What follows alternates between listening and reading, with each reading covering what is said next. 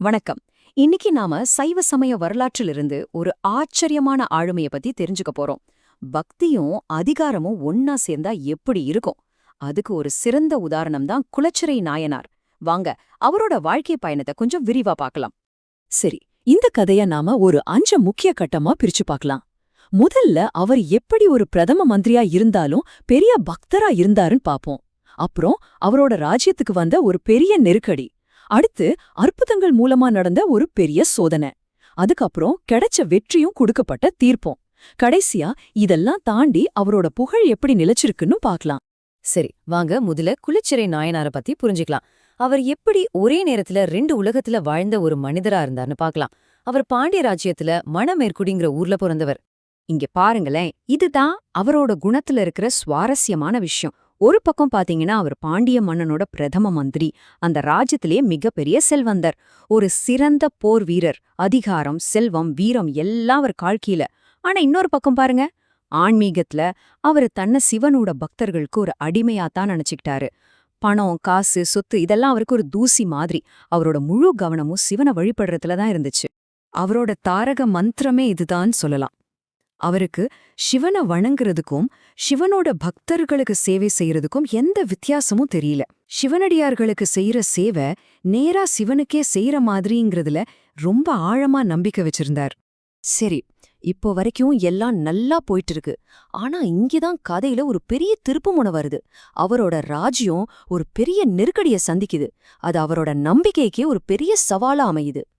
வரலாற்று பதிவுகள் என்ன சொல்லுதுன்னா, அந்த காலகட்டத்துல பாண்டிய ராஜ்யம் சமண மதத்தின் தீய செல்வாக்கு எதிர்கொண்டதுன்னு சொல்லுது. இங்க தீய செல்வாக்குங்கிற வார்த்தை அந்த பதிவுகள்ல இருந்து அப்படியே எடுத்துது. இதிலிருந்து நாம என்ன புரிஞ்சுக்கணும்னா, அப்போ அங்க ஒரு தீவிரமான மத போட்டி இருந்திருக்கு.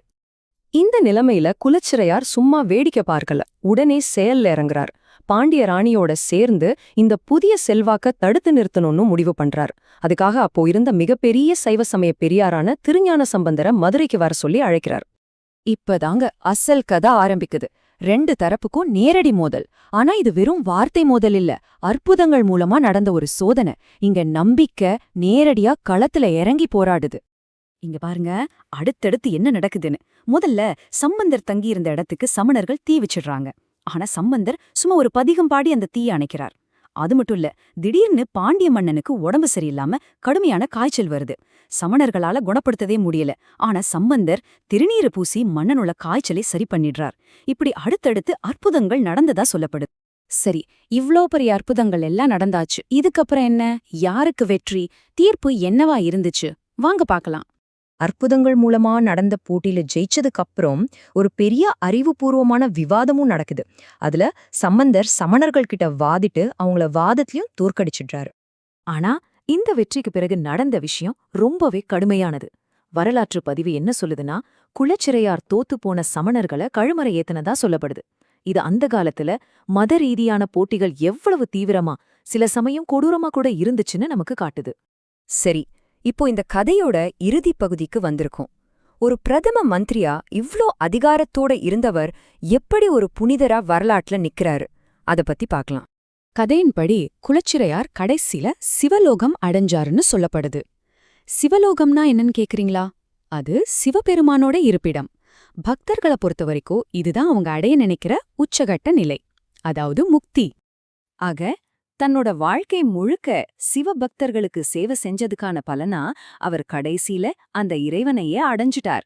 இதுதான் அவரோட கதையோட சாராம்சம். சேவைக்கும் ஆன்மீக உயர்வுக்கும் உள்ள தொடர்பை இது காட்டுது.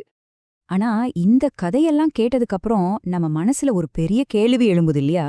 ஒரு பக்கம் இவ்ளோ தீவிரமான பக்தி, இன்னொரு பக்கம் இவ்ளோ கடுமையான அதிகாரம். இது ரெண்டையும் ஒரே ஆள்கிட்ட பாக்கும்போது நாம எப்படி புரிஞ்சுக்கிறது? இத பத்தி நீங்க என்ன நினைக்கிறீங்கன்னு யோசிச்சு பாருங்க.